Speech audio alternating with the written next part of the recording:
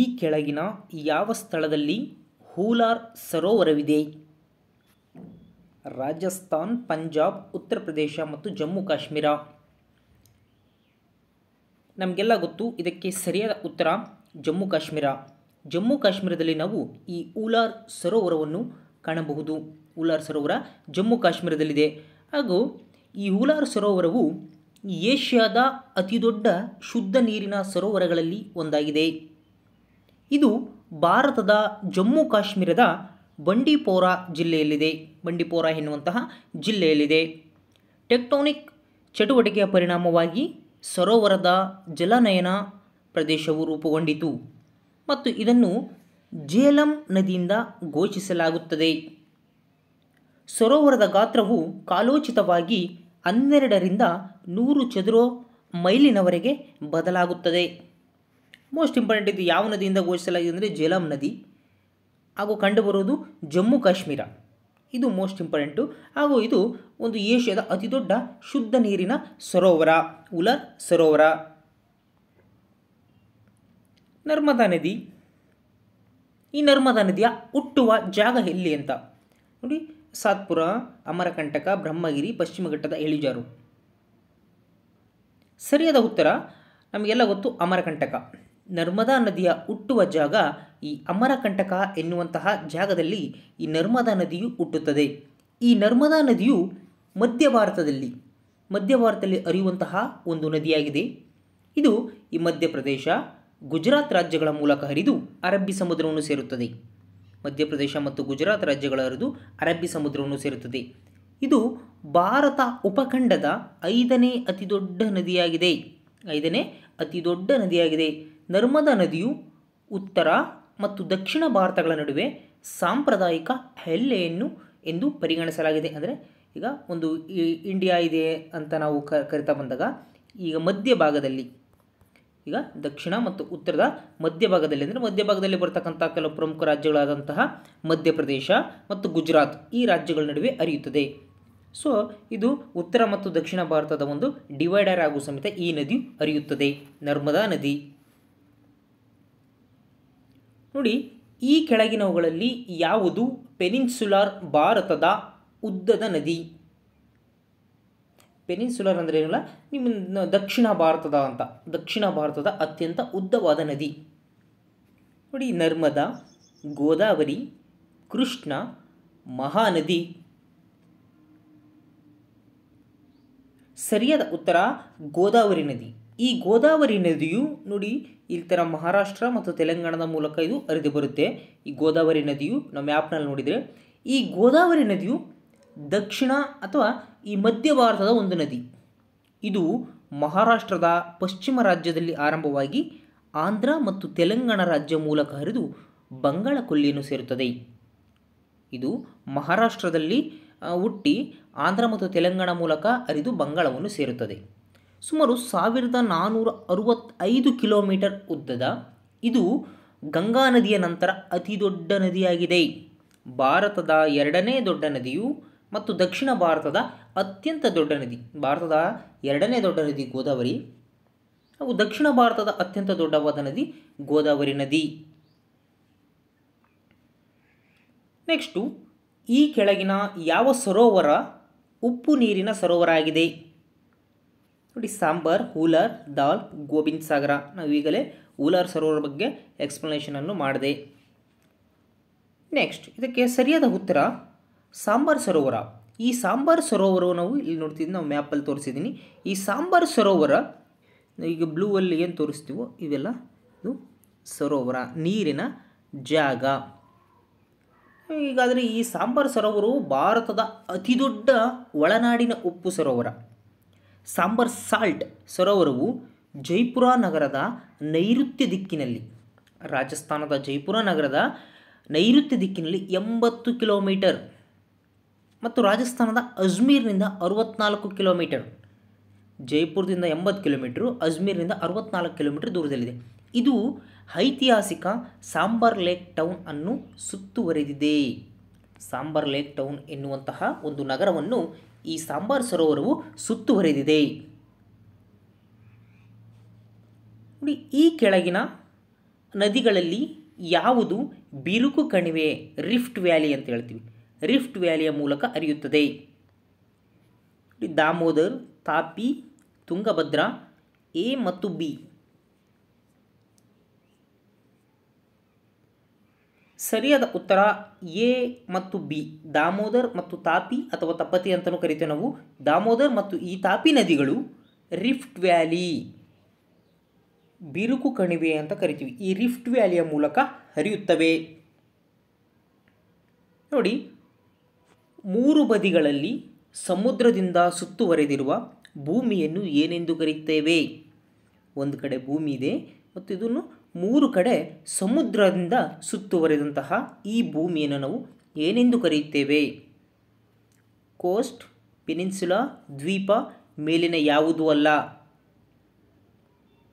ಸರಿಯಾದ ಉತ್ತರ ಪೆನಿನ್ಸುಲಾ ಅಂತ ನಾವು ಕರಿತೇವೆ. ಮೂರು ಬದಿಯಿಂದ ಸಮುದ್ರದಿಂದ ಸುತ್ತುವರೆದಂತಹ ಭೂಮಿಯನ್ನು ನಾವು ಪೆನಿನ್ಸುಲಾ ಅಂತ ಕರಿತೇವೆ.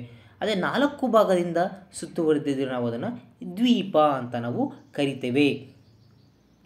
ನೆಕ್ಸ್ಟು, ಮಯನ್ಮಾರ್ನೊಂದಿಗೆ ತನ್ನ ಗಡಿಯನ್ನು ಹೊಂದಿರುವ ಭಾರತದ ಪೂರ್ವ ಭಾಗದಲ್ಲಿರುವ ಪರ್ವತ ಶ್ರೇಣಿಯನ್ನು ಒಟ್ಟಾಗಿ ಏನೆಂದು ಕರೆಯುತ್ತೇವೆ? ಮಯನ್ಮಾರ್ನೊಂದಿಗೆ ತನ್ನ ಗಡಿಯನ್ನು ಹೊಂದಿರುವಂತಹ ಭಾರತದ ಪೂರ್ವ ಭಾಗದಲ್ಲಿರ್ತಕ್ಕಂಥ ಪರ್ವತ ಶ್ರೇಣಿ ನಾವು ಏನೆಂದು ಕರೆಯುತ್ತೇವೆ? ನೋಡಿ, ಹಿಮಾಚಲ, ಪೂರ್ವಾಂಚಲ, ಉತ್ತರಾಂಚಲ, ಮೇಲಿನ ಯಾವುದೂ ಅಲ್ಲ.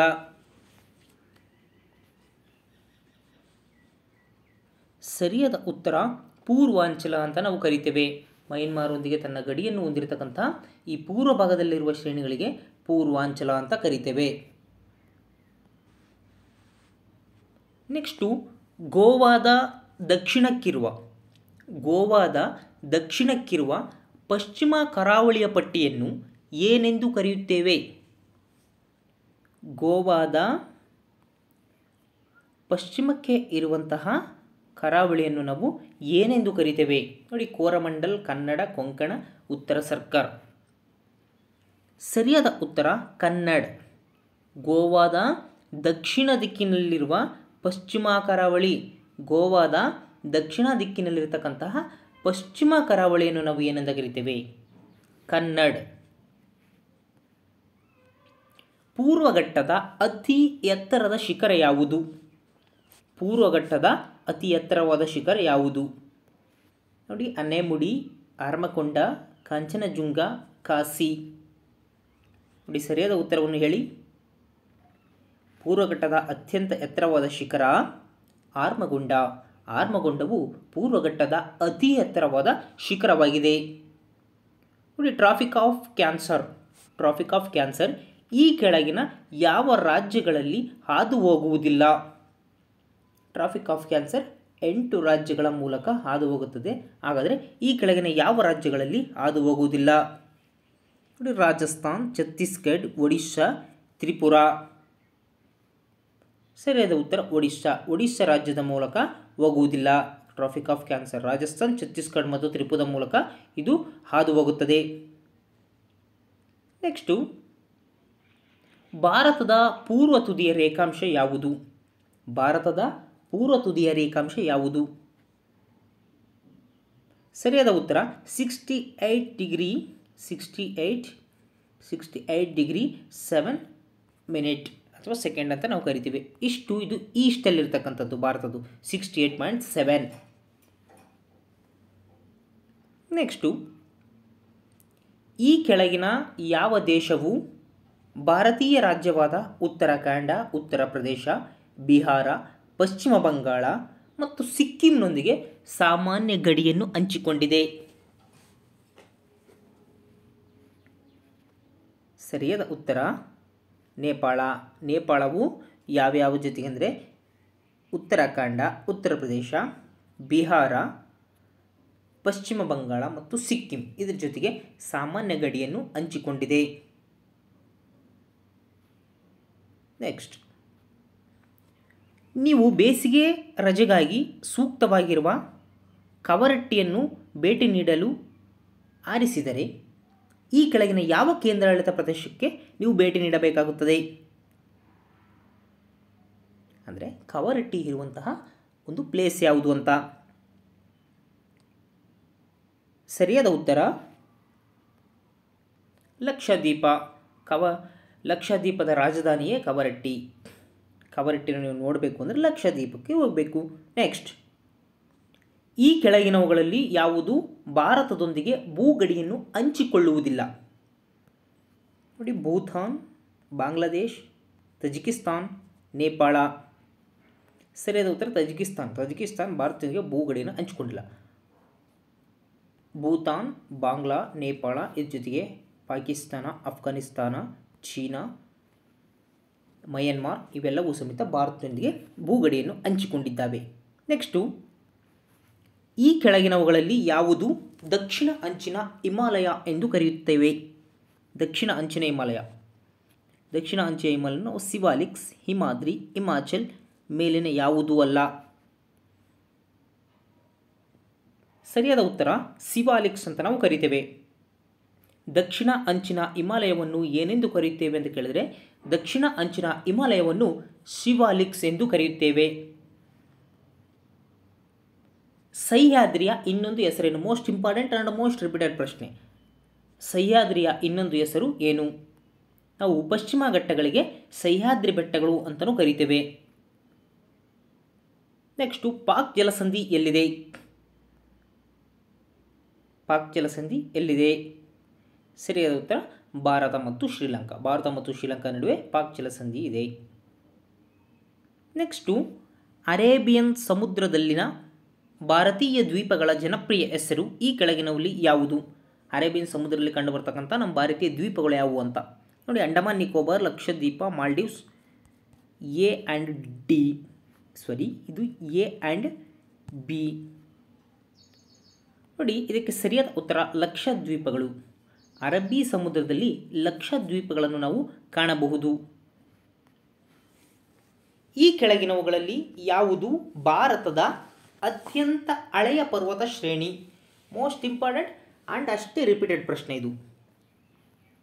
ಸರಿಯಾದ ಉತ್ತರ ಅರಾವಳಿ ಪರ್ವತಗಳು ಭಾರತದ ಅತ್ಯಂತ ಹಳೆಯ ಪರ್ವತಗಳು. ಈ ಕೆಳಗಿನವಲ್ಲಿ ಯಾವುದು ಭೂಮಿಯ ಭೂವೈಜ್ಞಾನಿಕ ರಚನೆಯ ಯುಗವಲ್ಲ?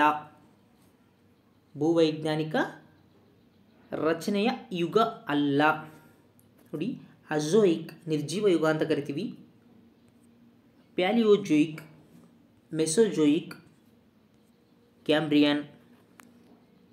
ಸರಿಯಾದ ಉತ್ತರ ಇದು ಕ್ಯಾಂಬ್ರಿಯನ್ ಎನ್ನುವಂಥದ್ದು ಇದು ಭೂವೈಜ್ಞಾನಿಕ ರಚನೆ ಅಲ್ಲ. ಅಜೋಯಿಕ್ಕು, ಪ್ಯಾಲಿಯೋಜೋಯಿಕ್ಕು, ಮೆಸೋಜೋಯಿಕ್ಕು ಇವೆಲ್ಲವೂ ಸಮೇತ ಬಂದೋಗಿದ್ದಾವೆ. ನೆಕ್ಸ್ಟು, ಈ ಕೆಳಗಿನವುಗಳಲ್ಲಿ ಭೂಖಂಡದ ಕಪಾಟಿ ಅಂದರೆ ಕಾಂಟಿನೆಂಟಲ್ ಶೆಲ್ಫ್ ಅಂತ ನಾವು ಕರಿತೇವೆ. ಈ ಭೂಖಂಡದ ಕಪಾಟಿನ ಮೂಲಕ ಯುಗ ಯಾವುದು? ಕಪಾಟಿನ ಮೂಲದ ಯುಗ ಯಾವುದು? ನೋಡಿ, ಅವೇ ಯುಗಗಳು ನಾನು ಹೇಳ್ತಾ ಇದ್ದಿಲ್ಲ, ಅವೇ 4 ಯುಗಗಳು. ಇದಕ್ಕೆ ಸರಿಯಾದ ಉತ್ತರ ನಾವು ಪ್ಯಾಲಿಯೋಜೋಯಿಕ್ ಯುಗ. ಇದು ಭೂಖಂಡದ ಕಪಾಟಿ ಮೂಲ ಯುಗ. ಭೂಖಂಡದ ಕಪಾಟಿನ ಮೂಲದ ಯುಗ ಯಾವುದು ಅಂದರೆ ಇದು ಪ್ಯಾಲಿಯೋಜೋಯಿಕ್. ಹೆಚ್ಚಿನ ತಾಪ ಮತ್ತು ಒಣ ಅವಧಿಯಲ್ಲಿ ಮರುಭೂಮಿ ಪ್ರಾಣಿಗಳು ಅಳವಡಿಸಿಕೊಂಡ ನಿಷ್ಕ್ರಿಯತೆ ಸ್ಥಿತಿಗೆ ಈ ಕೆಳಗಿನ ಯಾವುದು ಸಂಬಂಧಿಸಿದೆ?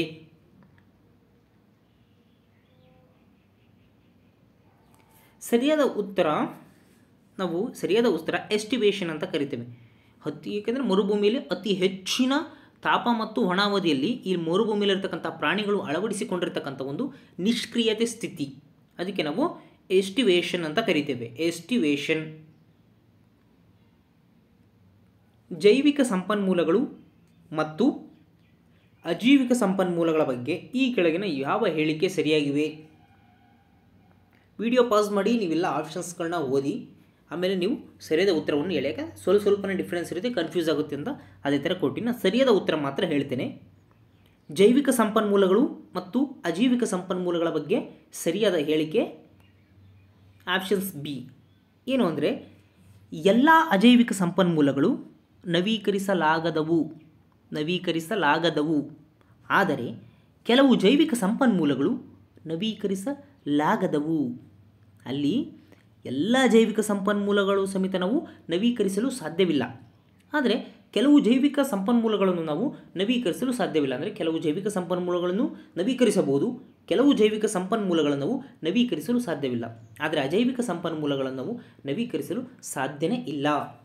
ಇಷ್ಟೇ ಇದಕ್ಕೆ. ನೆಕ್ಸ್ಟು, ಅಳಿವಿನಂಚಿನಲ್ಲಿರುವಂತಹ ರೀಡ್ಲೆ ಆಮೆಗಳಿಗೆ ಈ ಕೆಳಗಿನ ಯಾವ ಪ್ರದೇಶವು ಪ್ರಸಿದ್ಧವಾಗಿದೆ? ಇದು ಮೋಸ್ಟ್ ರಿಪೀಟೆಡ್ ಪ್ರಶ್ನೆ. ರೀಡ್ಲೆ ಆಮೆಗಳನ್ನ ನಾವು ಗಹೀರ್ಮಾತಾದಲ್ಲಿ ನಾವು ಕಾಣ್ತೇವೆ, ಗಹೀರ್ಮಾತಾ. ನೆಕ್ಸ್ಟು, ಈ ಕೆಳಗಿನವುಗಳಲ್ಲಿ ಯಾವುದು ಭಾರತದ ರ್ಯಾಲಿ ಫಾರ್ ವ್ಯಾಲಿ ಎನ್ನುವಂತಹ ಕಾರ್ಯಕ್ರಮದ ಮುಖ್ಯಾಂಶಗಳು? ರ್ಯಾಲಿ ಫಾರ್ ವ್ಯಾಲಿ ಯಾವುದಕ್ಕೆ ಸಂಬಂಧಿಸಿದೆ? ಪರಿಸರದ ನಾಶ, ಜೀವವೈವಿಧ್ಯ, ಸ್ಥಳಾಂತರಗೊಂಡಂತಹ ಜನ ಪುನರ್ವಸತಿ, ಕೃಷಿ ನಷ್ಟ. ರ್ಯಾಲಿ ಫಾರ್ ವ್ಯಾಲಿ ಇದು ಎನ್ವಿರಾನ್ಮೆಂಟಲ್ ಡಿಗ್ರೇಡೇಷನ್, ಪರಿಸರ ನಾಶಕ್ಕೆ ಸಂಬಂಧಿಸಿದ ಒಂದು ಪ್ರಮುಖ ಪ್ರೋಗ್ರಾಮ್. ನೆಕ್ಸ್ಟ್, ಎಲ್ ನಿನೋ ಸದರ್ನ್ ಆಂದೋಲನ ಮತ್ತು ಅದರ ಮುನ್ಸೂಚನೆಯ ಮೇಲೆ ಕೇಂದ್ರೀಕರಿಸಿದ ಮೊದಲ ಸಂಶೋಧನಾ ಯೋಜನಾ ಕಾರ್ಯಕ್ರಮ ಈ ಕೆಳಗಿನವಲ್ಲಿ ಯಾವುದು? ಆಪ್ಷನ್ಸ್ಗಳು ನೋಡಿ. ಇದಕ್ಕೆ ಸರಿಯಾದ ಉತ್ತರವನ್ನು ನೀವು ನನ್ನ ಕಾಮೆಂಟ್ ಬಾಕ್ಸಲ್ಲಿ ಕಾಮೆಂಟ್ ಮಾಡಿ. ಇದಕ್ಕೆ ಸರಿಯಾದ ಉತ್ತರವನ್ನು ನಾನು ಮುಂದಿನ ವಿಡಿಯೋದಲ್ಲಿ ನೀಡುತ್ತೇನೆ. ಧನ್ಯವಾದಗಳು. ಇದೇ ರೀತಿಯ ಹೊಸ ವಿಡಿಯೋಗಳಿಗಾಗಿ ನಮ್ಮ ಯೂಟ್ಯೂಬ್ ಚಾನಲ್ಗೆ ಸಬ್ಸ್ಕ್ರೈಬ್ ಆಗಿ ಮತ್ತು ಪಕ್ಕದಲ್ಲಿರುವ ಬೆಲ್ ಐಕಾನ್ ಮೇಲೆ ಕ್ಲಿಕ್ ಮಾಡಿ.